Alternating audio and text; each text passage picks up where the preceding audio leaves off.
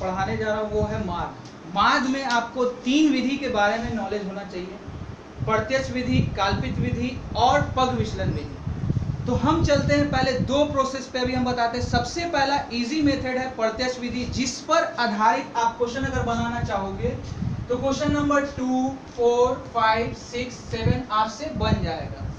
ठीक है, अब हम चलते हैं टॉपिक को बताने के पहले मार्क के बारे में मैं छोटा सा वीडियो बना दूंगा जिसमें सिर्फ और सिर्फ ऑब्जेक्टिव रहेगा, मार्क किसे कहते हैं, मार्क के बारे में पूरी जानकारी दूंगा। चलते हैं, देखिए प्रत्यक्ष विधि बनाएंगे कैसे। ये क्वेश्चन आपको पहला मिल जाएगा एनसीईआरटी की बुक में। यहाँ आपको दिया ये वर्ग, जो लिखा हुआ है पौधों की संख्या, यहाँ दिया हुआ है घरों की संख्या यानी बारंबारता। देखिए सबसे पहले हम करेंगे क्या, जनरली 0 और 2 के बीच में कौन आता है, 1। 2 और 4 के बीच में कौन आएगा, 3। 4 और 6 के बीच में 5। 6 और 8 के बीच में 7। 8 और 10 के बीच में 9। 10 और 12 के बीच में 11। और आप समझ चुके होंगे वो कितना आएगा, 13। देखिए एक तरीका और है बनाने का, करना क्या कि इन दोनों नंबर को आप ऐड कर दीजिए। 0 और 2 को ऐड करेंगे 2 और उसको आधा कर दीजिए, 2/2 यानी कितना आया, 1। यहाँ 1 लिख दिए। अब आइए ये 2 या 4 है, इन 2 और 4 को जोड़िए, 6 का आधा कितना होगा, 3। अब उसी तरह से इन दोनों को जोड़ा, 10 का आधा 5, 14 का आधा 7, 18 का आधा 9, 10 और 12 जोड़ा आपको हो गया 22, 22 का आधा 11, 26 का आधा 13।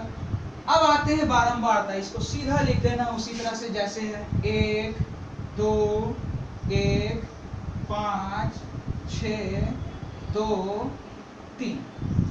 ये जो कॉलम निकलेगा यहाँ हम निकालेंगे सिग्मा एफ।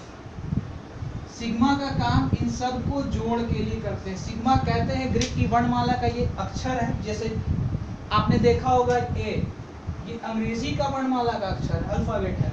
उसी तरह से सिग्मा ग्रीक की वर्णमाला से लिया हुआ एक अक्षर है जो योग को दर्शाने में काम करता है, यानी सबको जोड़ में दर्शाने में काम करता है। चलिए इन सब को जोड़ने पर आया टोटल 20। ठीक है, अब आइए x इंटू एफ, 1 को 1 से गुना किया 1, 3 2 6, 5 1 5, 7 को 5 से किया 35, 9 को 6 से किया 54, 11 दूनी 22, 13 3 39। और यहाँ जो कॉलम निकलेगा वो है मेरा सिग्मा एक्स एफ एक्स आगे पीछे कर सकते हैं। चलिए इसको जोड़ने पर टोटल आया 162। इसको जोड़ने पर टोटल कितना आया, 162। अब फॉर्मूला है माध्य के लिए, ये फॉर्मूला जो है प्रत्यक्ष विधि, जिसको सामान्य विधि भी कहा जाता है। ठीक है, आइए अब आप देख सकते हैं सिग्मा एक्स एफ कितना है, 162। 162 लिख दिया। सिग्मा एफ कितना है, 20। अब 20 से इसको क्या कर देना है, डिवाइड करने पर आया 8.1। लीजिए डिवाइड करके भी दिखा देते हैं 20 से 162 को। तो 20 के पहाड़े में 8 बार में 160 बचा 2, यहाँ रखा दशमलव, यहाँ रखा 0 और ये कितनी बार में कट, 1 बार में। तो इसका आंसर 8.1। और इसी पर आधारित आप क्वेश्चन नंबर 2, 4, 5, 6, 7 बना सकते हैं। चलते हैं अब अपने अगले क्वेश्चन की तरफ। चलिए ये एनसीईआरटी का क्वेश्चन है और बहुत ही इंपॉर्टेंट क्वेश्चन है, और आपने प्रत्यक्ष विधि बताया पहला क्वेश्चन, तो उस क्वेश्चन को देखने के बाद ही इस क्वेश्चन को प्रैक्टिस करें। देखिए सबसे पहले मैंने क्या किया है, 11 और 13 के बीच में, 13 और 15 के बीच में, 15 17 के बीच में, या तो आपको मैंने पहले भी बताया कि इन दोनों को जोड़ दीजिए, 11 और 13 को जोड़ेंगे और उसका क्या कर देंगे, आधा, यानी 24। 24 का आधा कितना आया, 12। अब उसी तरह से 13 और 15 जोड़ेंगे 28, 28 का आधा 14।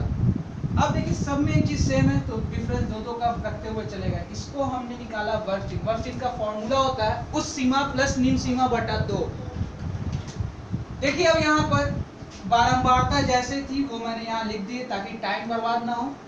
आते हैं गुना करते हैं, 12 सते 84, 14 छके 84। देखिए कैसे करना है, 7 दूनी 14 के 4, हासिल 1, 7 एकम 7 8, 6 चौके 24 के 4 बचा 2, 6 कम 6 2 8, 16 नवा 144, 18 को 13 से गुना किया 234, 20 को f से किया 20f, 22 बचे 110, 24 चौके 96।